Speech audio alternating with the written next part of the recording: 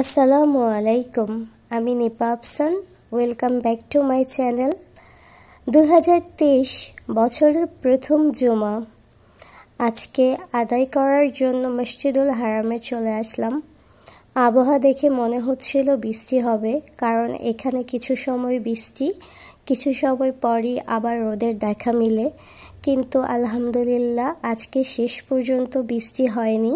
আমরা যখন মসজিদুল হারামে প্রবেশ করি এবং কাবা শরীফের ভিতরে প্রবেশের চেষ্টা করি, সেই সময় দেখি চারিপাশে হাজীগণ দ্বারা পরিপূর্ণ হয়ে গিয়েছিল, মহিলাদের নামাজের স্থান এবং পুরুষদের নামাজের স্থান, এবং সেই সময় আজানও শুরু হয়ে গিয়েছিল।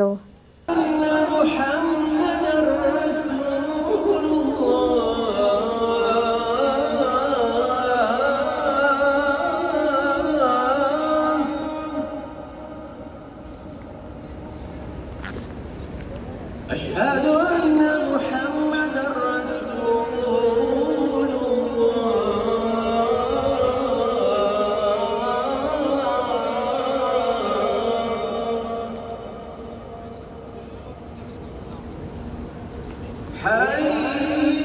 এরপর আমি এবং আরও একজন বাঙালি বোন কাবা শরীফের ভিতরে প্রবেশের চেষ্টা করি। প্রতিটা গেটই বন্ধ করে দেওয়া হচ্ছিল, কারণ সেই সময় প্রায় দুপুর 12টা বেজে গিয়েছিল। কিছুক্ষণের মধ্যেই খুতবা শুরু হয়ে যাবে, সে কারণে বাহিরের শুধুমাত্র বসার স্থানগুলো নামাজের উন্মুক্ত ছিল। ভিতরের যতগুলো গেট ছিল কাবা শরীফের প্রতিটা গেটই বন্ধ করে দেওয়া হচ্ছিল। আল্লাহর অশেষ রহমতে আমরা কিং ফাহাদ 79 নম্বর গেটটি উন্মুক্ত অবস্থায় পাই এবং খুব দ্রুত আমরা সেখানে প্রবেশ করি।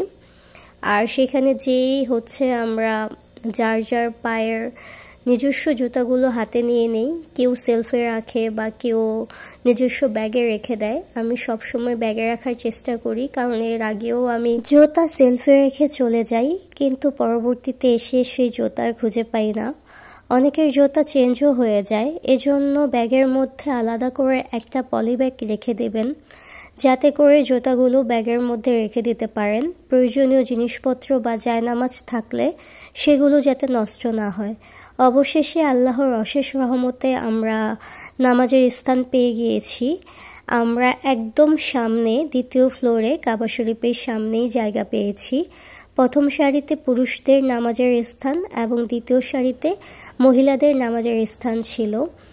আর এখানে আসার পর 2 রাকাত তাহিয়াতুল ওযু এবং 2 রাকাত তাহিয়াতুল মসজিদ, সর্বমোট 4 রাকাত নামাজ আদায় করে নেই। এরপর জামাতের সাথে 2 রাকাত ফরজ নামাজ আদায় করি।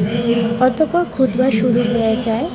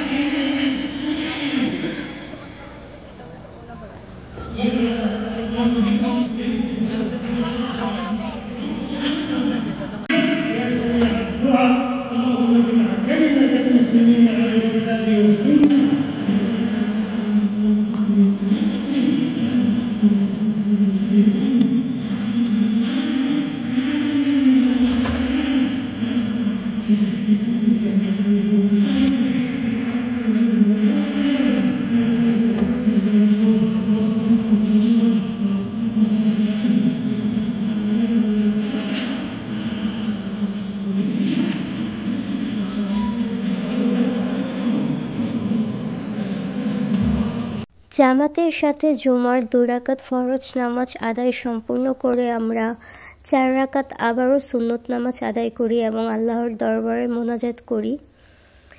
অতঃপর আমরা কাবা শরীফের নিচে প্রবেশের জন্য দাঁড়িয়েছিলাম, কারণ আমরা একদম সেই সময় সিঁড়ির সামনেই অবস্থান করছিলাম। সিঁড়িগুলো শুধুমাত্র যেদিন জমা থাকে সেদিনই উন্মুক্ত করে দেওয়া হয়। জমার নামাজ আদায় করার পরবর্তী সময় এটি বন্ধ করে দেওয়া হয়। তো আমরা দ্বিতীয় ফ্লোরে দাঁড়িয়ে দাঁড়িয়ে অপেক্ষা করছিলাম নিচে যাওয়ার জন্য, কারণ নিচে কাবা শরীফ কানায় কানায় পরিপূর্ণ ছিল। সেই সময় আমরা পবিত্র জমজম কূপের পানি পান করে নেই কাবা শরীফের দিকে তাকিয়ে বিসমিল্লাহ আল্লাহু আকবার বলে নিয়ত করে, কারণ এই পানীয় পান করা সুন্নাহ। আর জমজম কূপের পানি পৃথিবীর সর্বোত্তম ও পবিত্র একটি পানীয়। এরপর আমরা কাবা শরীফের নিচে যাওয়ার চেষ্টা করি। নিচে কানায় কানায় পরিপূর্ণ ছিল কাবা শরীফ, কারণ জামাত শেষ হওয়ার পর পবিত্র জুমার নামাজ আদায় করার পর মুসল্লিরা তাওয়াফ করার জন্য নিচে চলে গিয়েছিল। প্রতিটা সিঁড়ির যেই বাধা দেয়া গেটটি ছিল সেটিও খুলে দেওয়া হয়েছিল সবার জন্য। নিচে কানায় কানায় পরিপূর্ণ ছিল, তাই যাওয়ার জন্য নিচে জায়গা পাচ্ছিলাম না। তাই আমরা সিঁড়িতে বসে বসেই দোয়া দরুদ পড়ছিলাম, আল্লাহর দরবারে মোনাজাত করছিলাম। পবিত্র কাবা শরীফের দিকে তাকিয়ে মনে মনে মনের যত কথা আছে সেগুলো আল্লাহর দরবারে পেশ করছিলাম, কারণ এটি ছিল পবিত্র জুমার দিন, পবিত্রতম দিন, বছরের প্রথম জুমা। 2023 সালটা সবার জীবনে অনেক অনেক ভালো কিছু বয়ে নিয়ে আসুক, আমাদের দেশ এবং প্রতিটা মুসলিম জাতিকে অনেক বেশি ভালো রাখুক এবং সবাইকে কাবা শরীফ দেখার মতো তৌফিক দান করুক, উমরা পালন করার তৌফিক দান করুক, তাওয়াফ করার এবং পবিত্র মসজিদুল হারামে নামাজ আদায় করার তৌফিক দান করুক। আল্লাহুম্মা আমিন। সিঁড়িতে বসে বসে দেখছিলাম, যখন মোনাজাত করছিলাম সেই সময় দেখলাম হাজিগণ যখন কাবা শরীফে প্রবেশ করছিল সেই সময় তাদের জুতাগুলো যেখানে পারছে জায়গা পাচ্ছে সেখানে রাখছে। কাবা শরীফের যে পিলারগুলো রয়েছে সেগুলোর উপরে জুতাগুলো রেখে তারা তাওয়াফ করার জন্য নিচে যাচ্ছিল।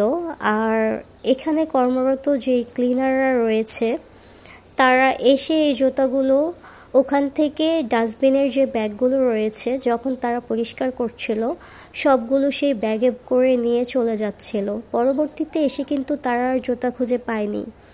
তাই আপনারা চেষ্টা করবেন, সিকিউরিটি অনেক সেলফ রয়েছে সিঁড়ির কাছেই, সেগুলোতে রাখার জন্য বা নিজস্ব ব্যাগে নিজেদের জুতাগুলো রাখার জন্য।